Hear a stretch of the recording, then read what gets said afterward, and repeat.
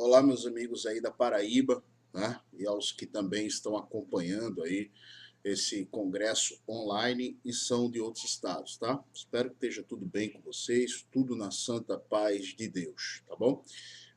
Em primeiro lugar, eu queria agradecer imensamente ao convite que me foi feito aí pela organização do evento, porque me coloca o meu nome, né? Em meio a um time de pessoas que eu admiro bastante pelo trabalho que estão fazendo aí de resgate, né, da cultura, da alta cultura nesse país, que para mim é algo muito mais importante do que a questão política, digamos assim, que nós vivenciamos, né? Nós sabemos da profunda crise política que o Brasil ainda vivencia, apesar de um novo governo, de novas promessas em relação a novos rumos que, de certa forma, agradam a quem tem uma visão mais conservadora, mas ainda assim estamos dentro de uma crise política fortíssima, né, que gera todo tipo de narrativas e faz com que a mídia trate os acontecimentos como a gente já sabe. Né? Sabemos também que temos uma profunda crise econômica, não é segredo, fruto, evidentemente, dessa visão estamentária, burocrática, que só fez o Estado se agigantar para cima dos indivíduos, né? E que se aprofundou muito mais quando nós tivemos aí um governo que tinha um viés maior à esquerda, né? Porque, na verdade, na nossa redemocratização, digamos assim, né? Eu não gosto muito dessa palavra, mas para contextuar o ambiente de forma a entender historicamente daquilo que eu estou falando, né, nós tivemos aí só o agigantamento desse estamento, justamente por conta de um viés que dominou os meios culturais, né, que a gente sabe muito bem, que é o gramichismo, etc. e tal, além dos problemas já identificados pelo Raimundo Faoro em Os Donos do Poder, quando ele fala do tal do estamento burocrático. Né? Então aí você vai compreendendo o que é o nosso país e como nós chegamos onde chegamos depois do desastre que foram os governos do Partido dos Trabalhadores, né? Tanto com Lula, né? Um dos maiores criminosos da história, e a ex-presidente Dilma Rousseff, né? Bom, enfim. Então, além dessas duas crises, me preocupa muito mais, né, a crise moral vivenciada nesse país, a crise intelectual, né, são pontos também que me fazem refletir bastante, porque eu tenho a percepção, né, isso vem já de alguns autores que eu leio, dentre eles o Olavo de Carvalho, né, de que nada chega à política sem antes ter passado pela cultura, né, e o domínio desses meios nos últimos tempos foram todos dessa intelectualidade orgânica que a gente sabe muito bem como se construiu. Então nem vale a pena ficar falando aqui. Então essas pessoas, né, que estão fazendo parte desse congresso, né, por meio dessas palestras online, são pessoas que eu admiro bastante, porque assumiram uma missão na história, né, e dedicam seu tempo, dedicam parte de suas vidas a tentar resgatar esse país. Né, e eu busco dar a minha contribuição dentro daquilo que eu posso e das minhas competências limitadas, porque ainda tenho muito que aprender com essa gente. Né? Feito esse prólogo, meus queridos, eu fui convidado, né, para essa palestra online, para essa conversa online com vocês, e fiquei pensando ali no que é que exatamente eu poderia falar, já que ela tinha, né, o evento em si ele tem um caráter introdutório, né, de mostrar as bases filosóficas que estão por trás da visão conservadora, de tentar mostrar o que é o conservadorismo, enfim. E eu tenho um apreço muito grande pelo estudo daquilo que diferencia exatamente, né, o que vem a ser uma mentalidade revolucionária, um termo cunhado aí, salvo engano, pelo professor Olavo de Carvalho, e aquilo que vem a ser o conservador, que para mim é um pensamento extremamente lógico, né, que corresponde ao que eu acho ser a melhor forma de se buscar a verdade, porque é você se apoiar, né, nos ombros dos gigantes, naqueles que estiveram com seus feitos nas gerações passadas, né, produzindo conquistas históricas, cometendo também erros, e ao olhar para o passado, na busca daquilo que não se banha no rio do tempo, como diria o filósofo Ortega y Gasset, buscar identificar as virtudes e as bases reais do progresso, sem jogar o bebê fora com a água suja do banho. Então, eu optei, né, fiz alguns apontamentos aqui, tá? Optei por iniciar falando um pouco sobre o conceito, digamos assim, o que se pode compreender sobre uma ideologia secular, né? Que tem sido o grande mal, né? Que faz com que as pessoas substituam as suas consciências individuais por determinadas causas, esquecendo muitas vezes que não é a causa que enobrece o homem, né?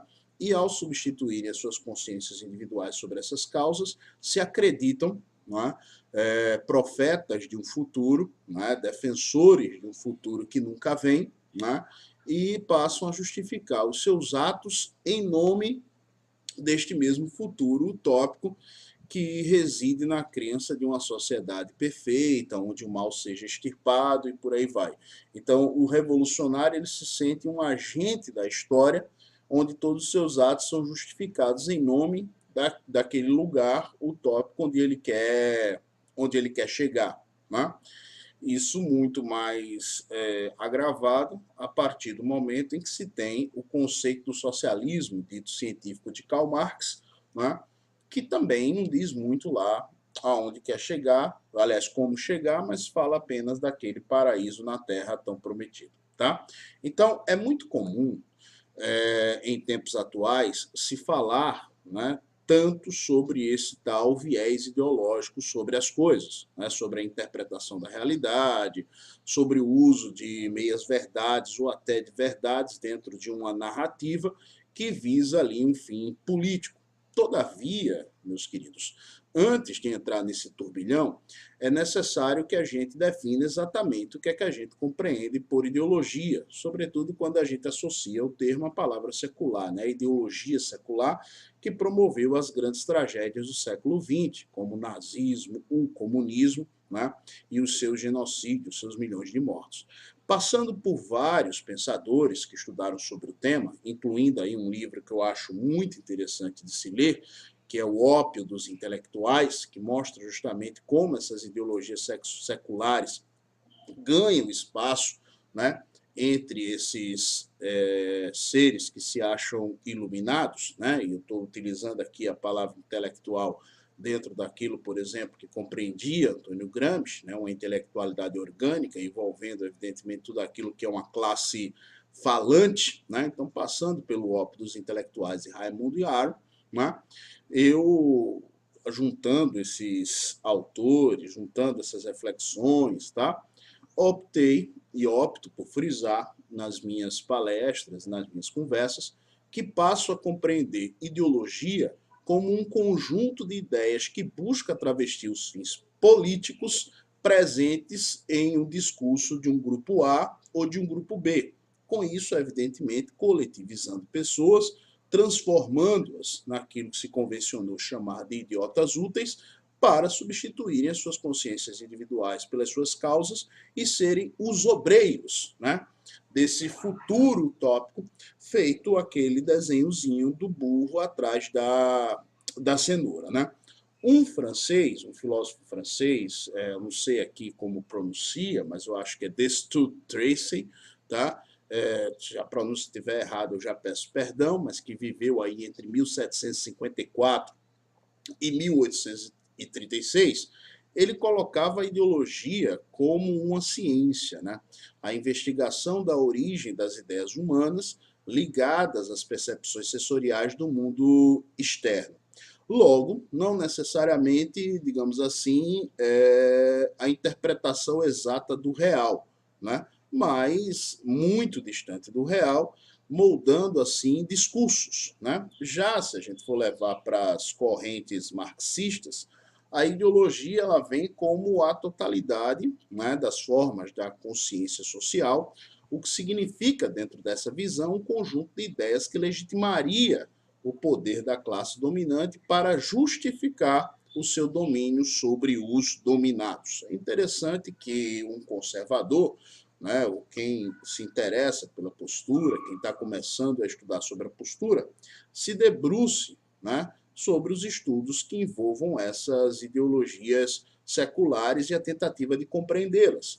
E por isso aqui eu já cito a vocês duas obras que eu considero importantíssimas. A primeira chama-se A Infelicidade do Século, do Alain Besançon, e Os Ditadores, do Richard Overy. Né? Eles trabalham ali mostrando o núcleo central do nazismo e o comunismo, por exemplo, que mesmo tendo diferenças, né, mostram extremas semelhanças. Né, com uma visão pseudocientífica ou cientificista ligada à questão das raças, portanto biológica, digamos assim, tanto que há um discurso sobre a eugenia que o precede, como, por exemplo, as teses do Francis Galton, e, do outro lado, a crença, né, no cientificismo econômico, né, onde a gente tem aquela relação de estrutura e superestrutura do senhor Karl Marx e a compreensão do ser ontológico ligado, né, à relação de trabalho, como se essas relações de trabalho fundassem o homem. Na minha visão, isso já diminui por completo, né, a possibilidade de se entender a complexidade humana como ela realmente é. Né? Por exemplo, quando o Viktor Frankl, né, autor de O Em Busca do Sentido, fala dessa questão, ele coloca o homem quase que de maneira não, ele coloca o homem, né, numa tridimensionalidade. Né? O homem não é feito apenas da questão material, mas as questões psicossociais, biológicas, etc., e por aí vai, dando uma amplitude a essa complexidade humana que é resumida dentro do racionalismo político e das visões materialistas. Né? Por isso que o conservador, como diria Thomas Sowell, e mais tarde a gente vai falar um pouquinho sobre isso, já se coloca na posição de uma visão restrita, pois sabe dos limites para se compreender essa complexidade humana, logo a crença de que o ser ontológico de Marx é completamente errado, né? Aquela concepção completamente errada. Bom, em muitos desses autores, né, que estudam sobre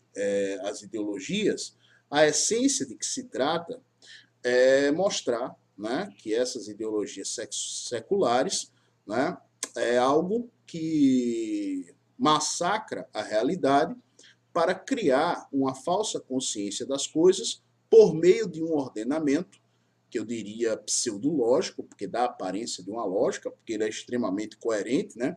Um ordenamento pseudológico das ideias. Né? O próprio Napoleão Bonaparte, por exemplo, ele já colocava que a ideologia consistia numa deformação completa das ideias para o entendimento do mundo como bem deseja aquele que professa essa fé. Né?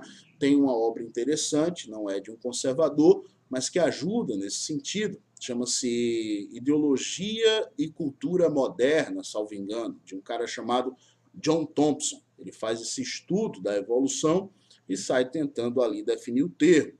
É possível encontrar ali algumas coisas bastante interessantes sobre essa visão, né? E transportá-la para pensar as ideologias seculares hoje em dia. Né? O interessante é que no estudo do Thompson fica claro que uma ideologia diz respeito a um simbolismo que atua sobre o pensamento cognitivo, moldando assim a forma de compreensão do mundo, agindo por todos os meios culturais ao mesmo tempo. Músicas, filmes, narrativas, criando ali significados por meio das suas agendas políticas. Né? Nós podemos citar vários exemplos aqui em relação a Hollywood, né? Em relação a como os artistas se comportam dentro dessa intelectualidade orgânica ao darem as suas opiniões sobre aquilo que sequer conhecem, mas se colocando como verdadeiros especialistas, né? E muitas vezes defendendo em um local A uma coisa e no local B uma coisa completamente diferente e até antagônica, como, por exemplo, repudiar, né, o que eles consideram uma ditadura, ao falar do regime militar aqui no Brasil, mas, ao mesmo tempo, fechar os olhos para os genocídios cometidos pelo comunismo. E aqui eu não estou falando nem na União das Repúblicas Socialistas Soviéticas, mas, por exemplo, a inspiração clara do chamado socialismo do século XXI, né, ou do bolivarianismo lá na Venezuela. Né? Então fica muito claro aí que é possível fazer essa transposição quando a gente vai a esses pensadores para entender o ambiente no qual hoje nós estamos inseridos. Portanto, mesmo não sendo um adepto, né, daquilo que fala Thompson por completo, compreendo a ideologia, como já coloquei para vocês, como um conjunto de ideias que traveste um fim político quando uma classe estabelece, uma classe dominante, evidentemente, estabelece um discurso hegemônico por todos os meios possíveis para a defesa das suas ideias, preparando, assim, o terreno dentro da sociedade, né, para atingir o poder político. Por isso que nada chega à política sem antes passar pela cultura, é aquela visão bem... se a gente for aqui usar, a gente vai poder fazer uma análise sobre aquela visão bem gramsciana mesmo. Né?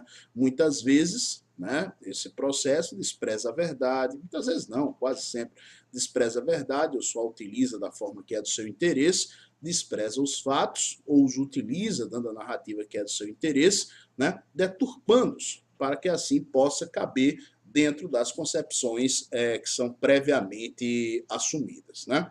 Assim, dentro de uma lógica coerente de ideias, se estabelece um mundo binário, né? E a ideologia vira quase uma profissão de fé. Os que comungam com essa ideologia o bem e os que não, o mal. Portanto, podem ser pessoas a serem eliminadas, porque estão atrapalhando a vinda do futuro, né? Do novo mundo, do novo homem.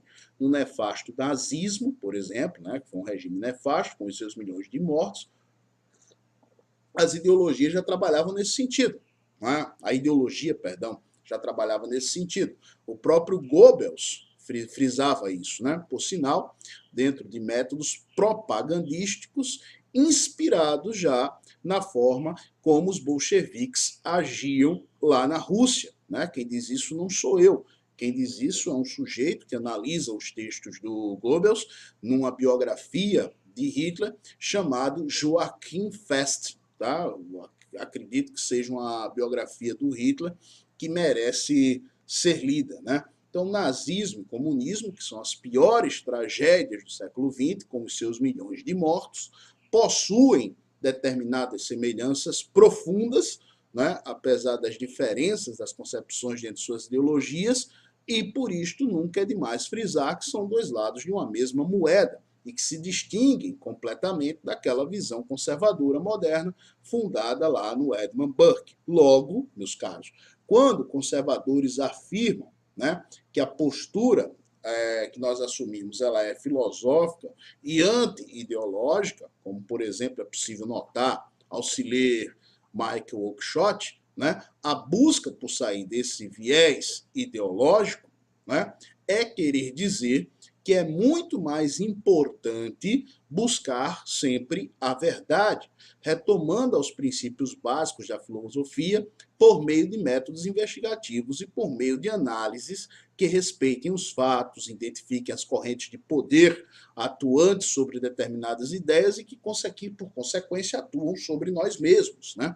Identificar essas correntes de poder. Né? Salvo engano, me perdoem se eu estiver equivocado, mas acho aqui que dá até para puxar para uma compreensão maior se vocês começarem a estudar, por exemplo, o que significa a anamnese dentro do processo de investigação filosófica. Né?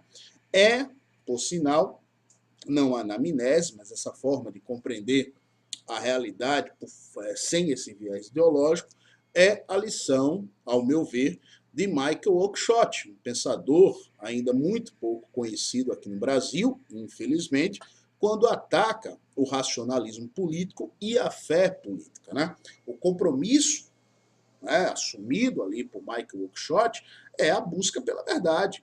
né, retirar esse viés ideológico na realidade, é buscar a compreensão das coisas em sentido mais abrangente possível, ampliando assim o nosso horizonte de consciência com atenção ao que envolve a imensa complexidade humana e não somente ao prévio mundo binário ideológico, né, onde não há degradês, né, ou é preto ou é branco, onde tudo será compreendido pelas posturas políticas já previamente antecipadas, colocando os fatos conforme se encaixem dentro de uma narrativa, né? A ideologia, nesse sentido, tem um papel da ocultação dos fatos ou utilização de meias-verdades para confeccionar resumos interpretativos da realidade, onde o principal acaba por ficar fora do resumo. É por isto que muitos conservadores, em sentido filosófico, chamam a atenção para se analisar qualquer que seja o governo, pouco importando o seu espectro político, por aquilo que ele realmente é e por aquilo que ele realmente faz, e não simplesmente pelos conceitos dicionarísticos, né? Do dicionário político, enfim. Ao invés de ao invés de analisar esse governo simplesmente por aquilo que seus detratores gostariam que fosse, ou por aquilo que seus defensores mais ferrenhos gostariam que ele seja, né? Oakeshott criticava, né, nos ideólogos de plantão, o que ele chamava de uma ilusão racionalista, né, que é a crença de que um conjunto de ideias oriundas de um racionalismo político, ao pensar o mundo perfeito e tentar justificá-lo, né? O que ele sempre buscava? O que essa ilusão racionalista sempre buscava? Ela buscava entregar respostas prontas para alcançar, né, coisas que eram defendidas por meio de jargões, como a fraternidade universal, justiça universal, luta contra a corrupção, porque é claro e evidente que esses jargões passam a encantar qualquer um, né? Se a gente for organizar uma passeata contra a corrupção, é capaz até de políticos reconhecidamente corruptos se fazerem presentes, porque quem vai dizer que é a favor da corrupção, por exemplo? Né? Então esses jargões eles se esvaziam de sentido, né, para esconder outros interesses políticos por trás. Por sinal, né, é aquilo que o Jardim das Aflições também consegue mostrar quando faz aquela reflexão lá sobre o debate em relação à forma como era utilizada a palavra ética, né, salvo engano, no Jardim das Aflições. Então, eu já sugiro aqui de antemão, pessoal, a leitura, né, do conservadorismo do Michael Oakeshott, né? Isso, por si só, ajudará o leitor a compreender de forma bem minuciosa o que eu estou tentando expor aqui, né? A diferença entre uma visão de mundo conduzida pelas ideologias seculares e aquilo que se apoia numa visão de mundo, não sei se posso usar o termo, mas creio que vocês compreendam, dentro do contexto em que eu quero utilizá-lo, aquilo que seria uma cosmovisão conservadora, né? Por essa razão, que para Michael Oakeshott, o conservadorismo ele não é uma ideologia, né? Pois não é o desenvolvimento de um conjunto de ideias para transformar o mundo de cima para baixo dentro de uma engrenagem cheia dos seus engenheiros sociais para que se alcance esse mundo perfeito, onde o mal será extinto e todos aqueles que não concordam com isso devem ser vistos como inimigos da humanidade. Tá? Longe disso, os conservadores eles entendem perfeitamente, né, a complexidade humana, né? E por isso não se pode desgarrar uma geração da outra, porque existem inúmeros aprendizados envolvidos e só se é capaz, né, de olhar para frente e enxergar de fato aquilo que seria o progresso apoiado nos ombros dos gigantes, tá certo? Então, o Oakeshott observa, assim como fez o Edmund Burke em As Reflexões sobre a Revolução na França, e assim como também faz o Russell Kirk, que o conservadorismo, longe de ser uma ideologia que busca esse acervo coerente para conceber o mundo, né, ele não é uma invenção racional e sistemática. Tá? Ele é, antes de tudo, uma postura que julgo até dizer filosófica, que se apoia numa propensão natural, numa disposição natural do homem que reside dentro do sentimento de familiaridade e de pertencimento. Quando ele olha para o mundo à sua volta, reconhecendo, por exemplo, a importância de determinados valores, a importância de determinadas instituições, né? Valores, por exemplo, que solidificam as virtudes, valores, por exemplo, que conduzem os nossos atos, e por isso um ser humano deve ser sempre responsabilizado por aquilo que ele faz, né? Evitando esse discurso aí de uma culpa coletiva e abstrata sobre a sociedade, que acaba fazendo com que toda a sociedade seja culpada por determinados males e assim se alimente o desejo de mudá-la por completo em busca da perfeição, né? Extinguindo os seus pilares, extinguindo tudo aquilo no qual ela se apoia, porque ao mesmo tempo que se tem essa abstração, onde se culpa todo um corpo social, né, o indivíduo, né, ele acaba não tendo culpa alguma, por exemplo. Né? É por isso que o Hermann Hesse, um escritor alemão, ele tem uma frase muito legal, que eu acho muito maravilhosa, salvo engano, num romance chamado Demian, quando o Hermann Hesse diz que é muito fácil amar a humanidade, difícil é conseguir amar o homem. Né? Então, é essa questão. Tá? Então, a gente tem valores, por exemplo, que nos conduzem a práticas virtuosas, né? E instituições que são reconhecidas como bases para um mundo, né? Onde haja mais bem do que mal, digamos assim.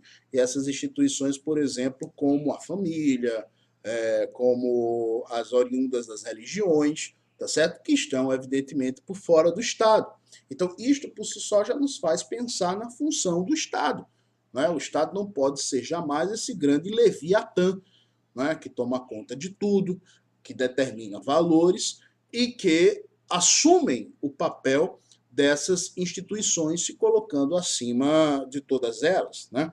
Como é presente na maioria das engenharias sociais e como defende a maioria das ideologias, já que precisam tomar o Estado para si para impor, por meio da força, aquilo que enxergam. Né?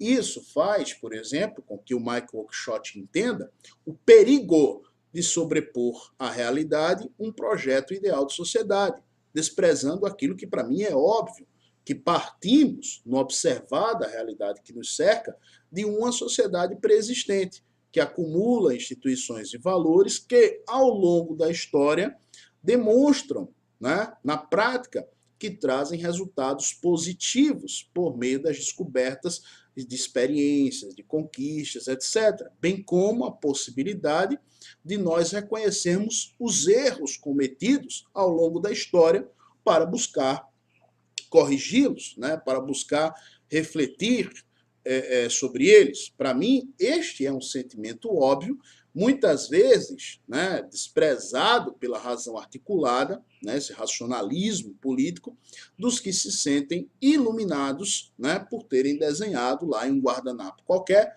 a fórmula da sociedade perfeita. Né? Então, esse sentimento, né, que pode ser algo que se perde quando nós destruímos as nossas raízes por acreditar que uma geração pode ser uma folha em branco, como fazia, por exemplo, o revolucionário Thomas Paine, né? Esse sentimento, quando ele se perde, nós deixamos de buscar aquilo que eu já citei aqui na frase do Ortega y Gasset, que é o que não se banha no rio do tempo, né? Que são aquelas questões centrais da existência humana, né, travadas dentro de métodos investigativos filosóficos, como fizeram os gregos, né, para refletir sobre o bem, sobre a moral, sobre a própria forma como a sociedade se organiza, enfim, tá certo? Então, isso é, para mim, um ponto importantíssimo para a compreensão do conservadorismo. Eu espero, meus caros, que eu esteja conseguindo ser claro para vocês, tá? Dentro dessas colocações. E o meu objetivo aqui é, evidentemente, fazer algo bem introdutório, mostrando essa diferença de concepções. Tá? Se nós olharmos para os milhões de mortos do século XX, né, entre guerras e ideologias nefastas, né, e o comunismo sendo a maior tragédia de todas, temos ali, por exemplo, já um aprendizado, né, para percebermos claramente o que é que nós precisamos evitar, para não condenar futuras gerações e até a nossa geração aos mesmos erros, né, que consistem, que são, digamos assim, consistem não, esses mesmos erros que são alimentados, né, por essa paixão cega, por essas ideologias que resumem o mundo à sua visão ilimitada, entre aspas, que é como eles se veem,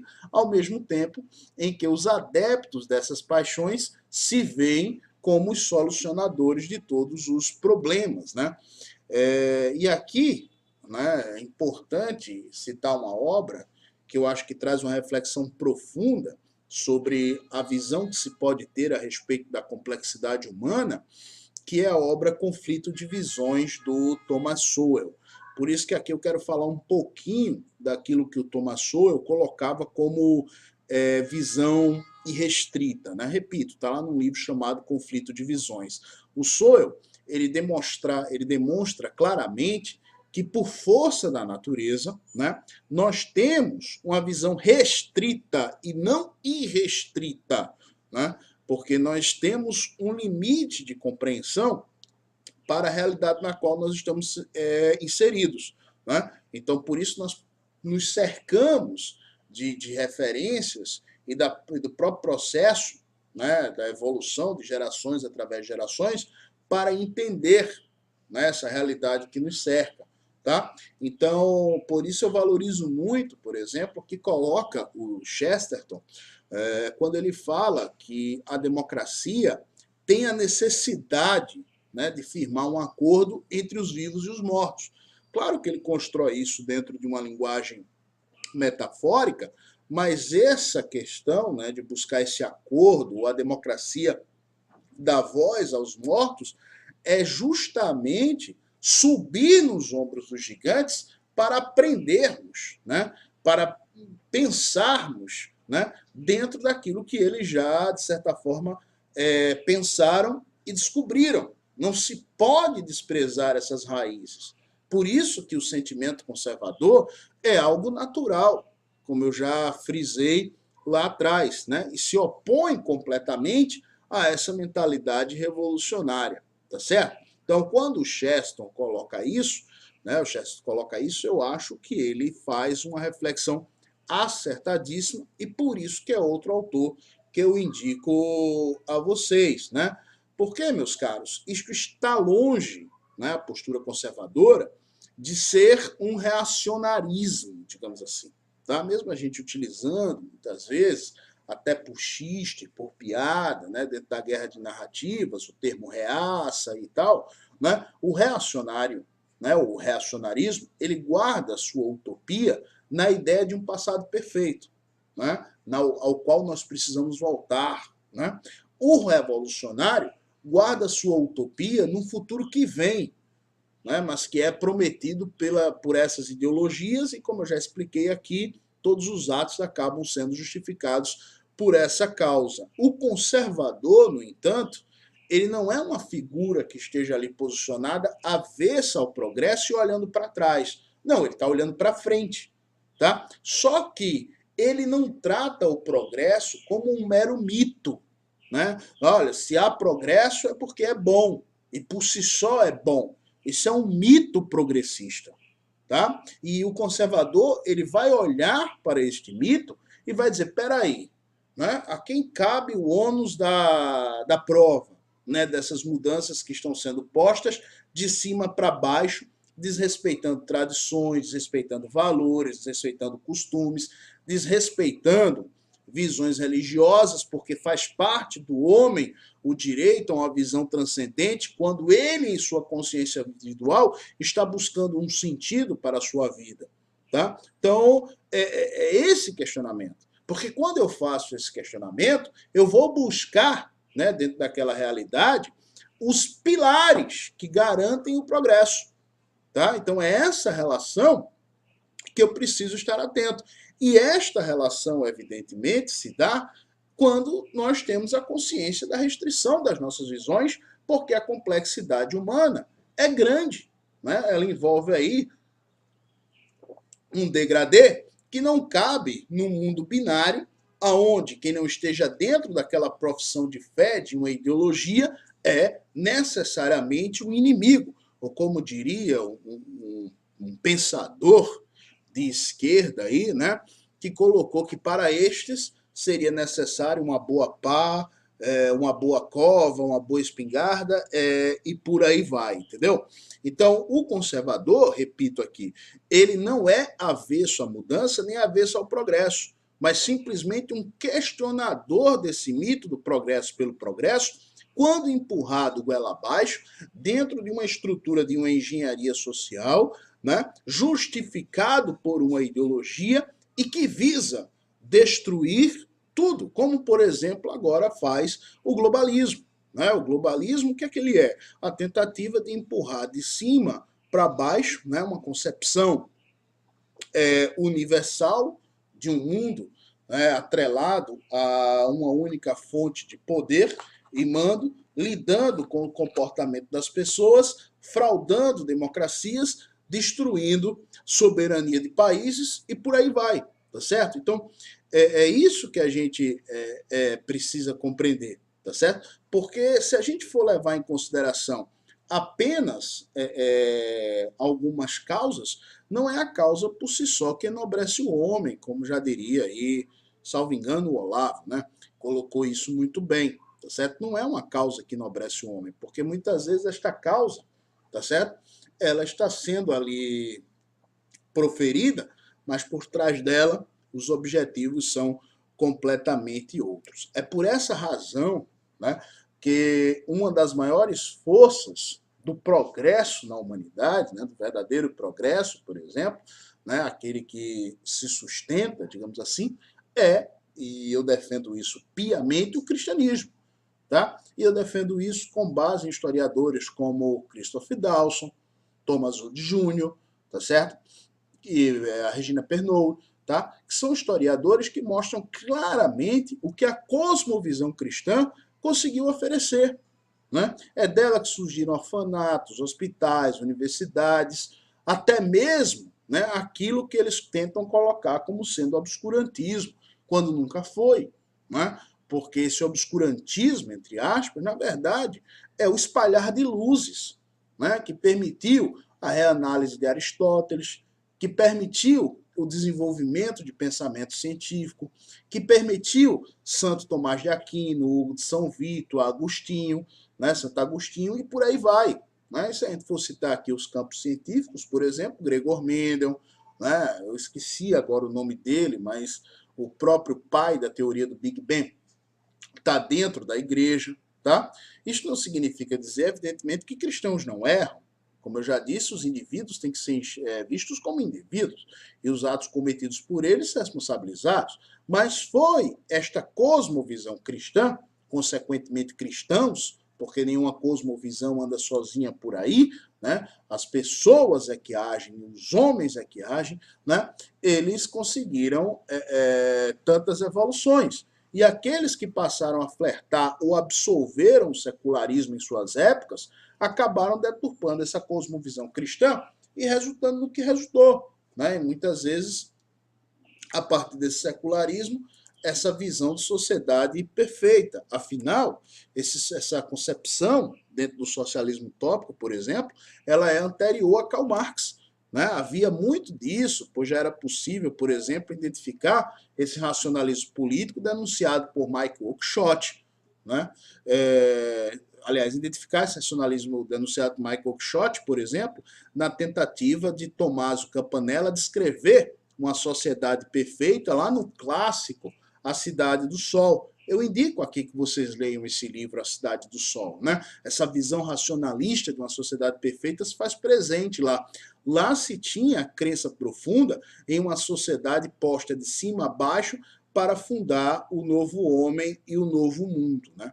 A compreensão melhor do que o que eu estou expondo aqui, meus caros, ela pode ser ampliada e deve ser ampliada por vocês quando vocês, por exemplo, confrontarem esse processo de debate entre a mentalidade revolucionária e a visão conservadora, né, em obras interessantes. Eu cito aqui um dos debates que muito me anima, que é o do Thomas Paine com o Edmund Burke, né, sobre ali o processo da Revolução Francesa. Para mim, é um debate fundamental para entender as raízes da política moderna. Cito aqui uma obra, por exemplo, introdutória a esse debate, se vocês não forem direto à fonte, que é os livros do Paine, os livros do Burke, que é um livro, O Grande Debate, do Yuval Levin. Né? Para mim, esse livro ele merece ser lido, tá certo? O Paine, né, o Thomas Paine, por exemplo, ele tinha essa crença de que uma geração poderia ser desprendida da outra para encontrar a sua própria verdade, como se ela fosse uma folha em branco, como se tudo nascesse, né, em uma folha em branco, né? E por conta disso, o Paine acabou defendendo lá a Revolução Francesa da forma como ele defendeu, enquanto Burke, reconhecendo, né,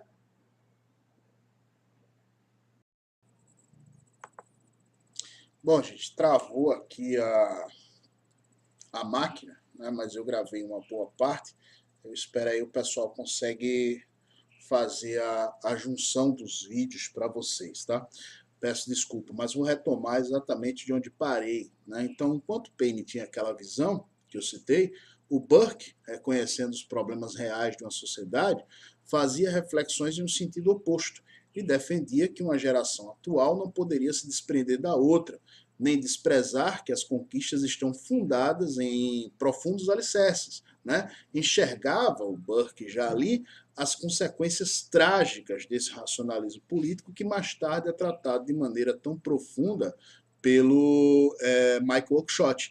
A história da Revolução Francesa, por si só, quando analisamos o pensamento revolucionário de um Robespierre, né, já mostra isso por conta de todos os desdobramentos posteriores. Né? Eu costumo dizer, em tom de xiste, né, que a Revolução Francesa foi a abertura das portas do inferno para tudo que a gente entende hoje como racionalismo político moderno. Né?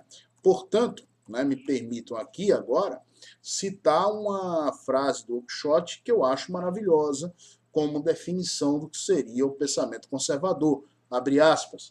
Ser conservador é preferir o familiar ao desconhecido, o tentado ao não tentado, o fato ao mistério, o real ao possível, o limitado ao ilimitado, o próximo ao distante, o suficiente ao superabundante, o conveniente ao perfeito, a felicidade presente à felicidade utópica. Eu acho que essa definição do Oakeshott, ele é um ponto de partida excelente para entender justamente por que, né, na minha visão, o conservadorismo ele é, em essência, anti-ideológico. Né? E sabemos já claramente onde esse tipo de visão de felicidade utópica nos leva, né? Que são cadáveres e mais cadáveres. Por fim, meus queridos amigos, eu queria citar aqui, mais uma vez, só para fixar, a visão restrita e irrestrita do Thomas Sowell. Né? Aqueles que possuem a crença na visão restrita passam a acreditar, irrestrita, tá? Passam a acreditar que a natureza humana pode ser moldável e, dessa forma, assumem o compromisso de desenvolver, né, esta visão dentro de aspectos amplos, né, como ter a moral perfeita para ser adotada pela coletividade, né? Ter a concepção perfeita do homem para ser adotada pela coletividade e assim fundar esse novo mundo e esse novo homem, extirpando completamente o mal. Por melhor que seja a intenção, em alguns casos, vale lembrar que de boa intenção o inferno está cheio. E esses iluminados projetam a igualdade utópica que tende a acabar com a liberdade, né? Ao deixar de fora da equação a complexidade da natureza humana tão dita aqui.